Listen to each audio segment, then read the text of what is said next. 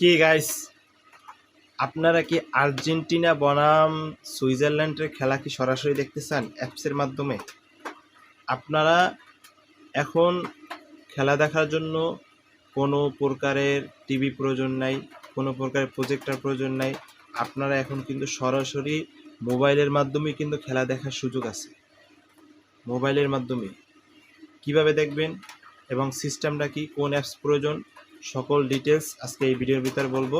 তো যারা যারা ভিডিওটা প্লে করছেন অবশ্যই আপনারা এই যে ইউটিউব চ্যানেলটি সাবস্ক্রাইব করে দিবেন এবং একটি লাইক করে দিবেন। তো গাইস, কীভাবে খেলা দেখবেন এই বিষয়টি নিয়ে প্রথমে আলোচনা করি। খেলা দেখার জন্য আপনারা প্রথমে প্লে স্টোরে চলে যাবেন। প্লে স্টোরে গিয়ে টফি লিখে সার্চ করবেন।